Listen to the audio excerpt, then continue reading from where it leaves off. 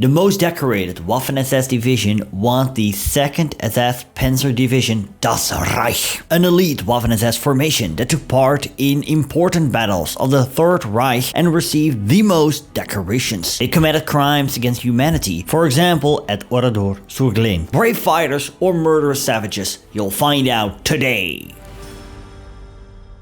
Hey, good to have you back on the channel. If you're new, I'm Stefan. I am a Dutch history teacher and I love to cover history. YouTube does not always love me covering history. Sometimes videos get demonetized. It means that YouTube does not play advertisements on this video. And then you may think, well, great, because I'm getting so tired of this advertisement about some stupid game I'm never gonna play. I get that, but here's the thing. Every time you see an annoying advertisement on one of my videos, I get a very tiny share of that. It helps me keep going. You can also help me keep on going by supporting me financially. You can do that via Patreon, PayPal, a super thanks, or buy me a coffee. The Das Reich division originated from combining the existing SS Verfügungstruppe, SS Dispositional Troops, or in short the SSVT regiments, Deutschland, Germania, and Der Führer, with the sappers and signalers from other units. The SSVT was created in the mid-1930s and its 3 regiments would serve in the 1939 Polish campaign, receiving glowing praise from General Kempf. By splitting up the detachments to support various army units, Hitler hoped to appease skeptical Wehrmacht generals that feared any growth in power and influence of an armed SS in parallel with the traditional armed services.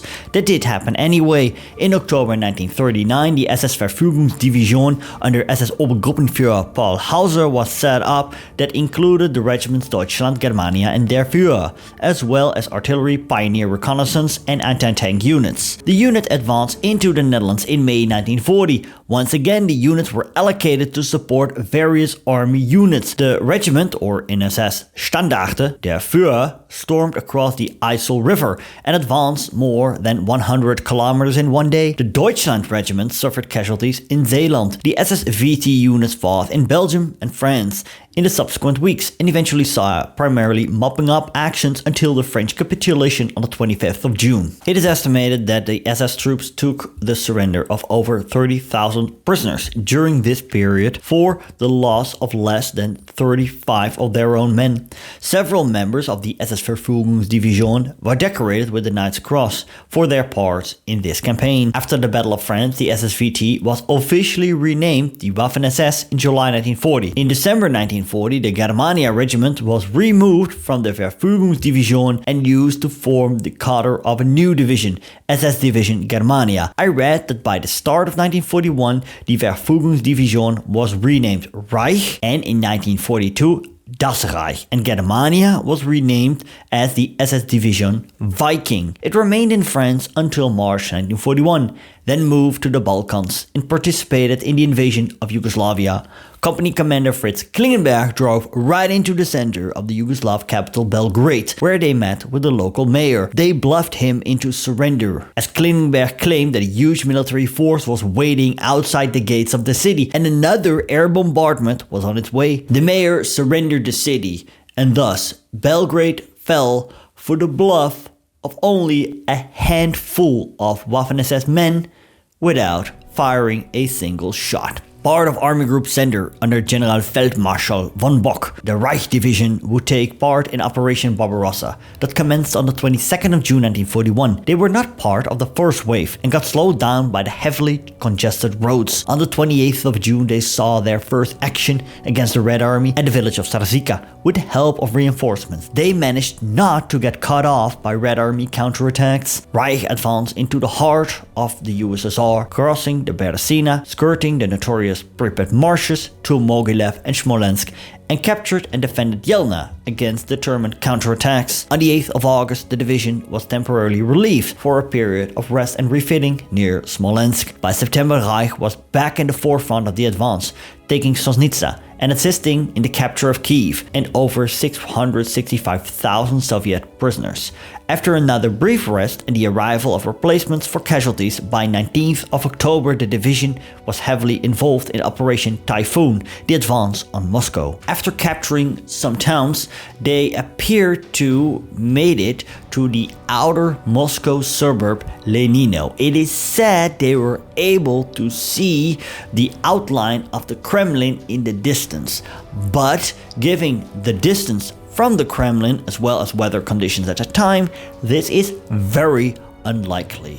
The Soviets launched a devastating counterattack and the Germans were put on the defense. Reich suffered heavy casualties in the process. 40% of its original strength remained. The division was mauled. For example, by January 1942, the regiment Der Führer was down to 50 men. Reich suffered so many losses that they eventually were scaled down to the size of a battle group, a Kampfgruppe. It saw defensive engagements in the winter and was withdrawn from the front in June and returned to Germany for rebuilding as a Panzer Grenadier Division. From August 1942 until late January 1943, the division was posted in France on occupation duties and took part in the occupation of Vichy France that winter. In January 1943, the newly retitled Das Reich Division returned to the Eastern Front and fought in the defense of Kharkov. When SS Commander Hausen abandoned the city, Hitler was enraged, but a week later, the SS Division, Das Reich,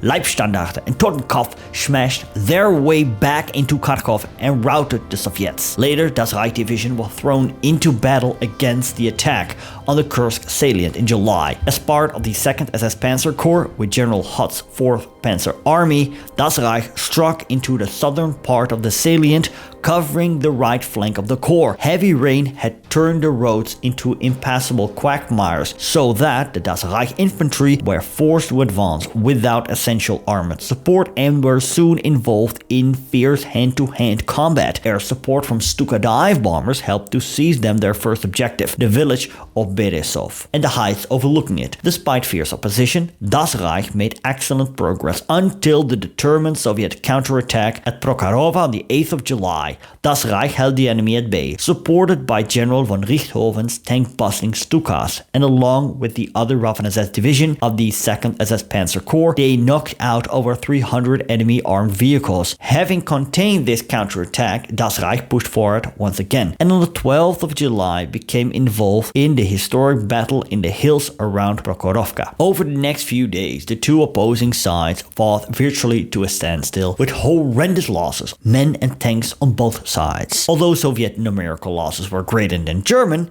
they were in a position to make up for these losses, a luxury the Waffen-SS units did not possess. In the second half of 1943, they fought defensive battles at the Mius River, and they had to fight in cities they previously, during Operation Barbarossa, had conquered, like Kiev and Zhytomyr. Slowly they were pushed back, and by the end of 1943, they were down again the size of a Kampfgruppe. They were withdrawn and pulled back to France for refitting. The last units arrived in France late April 1944. In France, they had to fight against the French partisans. After years of gruesome battles on the Eastern Front, these men were brutalized and were in no mood to take prisoners and show mercy for enemies or alleged enemies.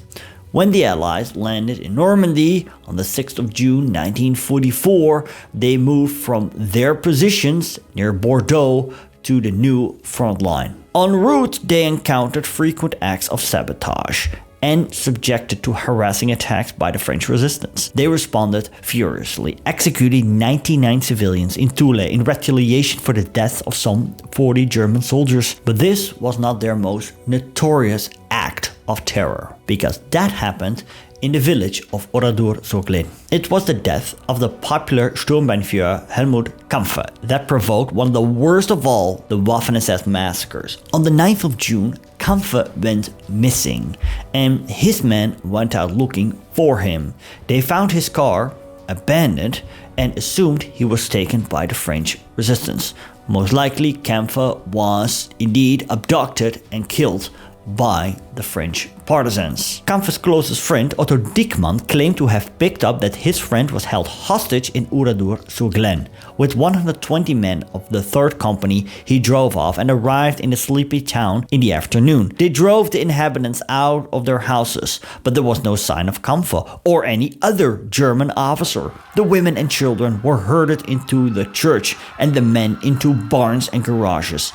Then the shooting began. A total of 648 people died. Diekmann himself never stood trial. He was killed in action a few days later. The Das Reich Division fought at Caen against British forces. SS Oberscharführer Ernst Bachmann managed to subdue 8 Allied Sherman tanks and numerous trucks, including fuel tankers, only withdrawing when his ammunition ran low. Against US forces around St. Lo, the division suffered badly, and mid-August substantial numbers of German troops were caught in the Falaise pocket. But Das Reich was one of the units that broke through the Canadian and Polish lines. The Das Reich Division was pulled back from the front for rebuilding, but many replacements were ordinary Wehrmacht draftees. And it was a far cry from the quality of the division's original troops. Together with the Leibstandarte, they saw action during the Ardennes counteroffensive. The unit suffered from fuel shortage and totally unsuitable roads. They did capture some objectives, but soon these towns were lost to the US Army that counterattacked. The division's Panzer ace Ernst Bachmann raised his already impressive score, however, adding 15 more Sherman thanks to his victory tally. Early 1945, the Das Reich Division was sent into reserve. They came into action once more, this time again on the Eastern Front, during the last Axis offensive on the Eastern Front in Hungary, Operation Spring Awakening. This offensive failed and they had to pull back. The men of Das Reich fought house to house in the suburbs of Vienna against the advancing Red Army. By April 9th, the Das Reich units were concentrated around the Flohendorfer Bridge. The remnants withdrew towards Dresden. Other elements of the regiment Deutschland fought around Prague and were lost in action against the Soviet army as well as Czech partisans. Regiment Der Führer spent the last days of the war in a mission to rescue German civilians from the Czech capital, escorting them to American lines. Most of those who went into US captivity survived, but those who fell into Soviet or Czech hands were often summarily shot, or they were sent to the Soviet labor camps, and many perished there. A total of 72 soldiers from this division were decorated with the Knight's Cross, the largest number of such an award to any SS formation. If you want to learn about the SS Leibstandarte, I covered that in a previous video, you can find it right here. I covered other Waffen-SS division, you can find the playlist here. Thank you so much for watching, see you later.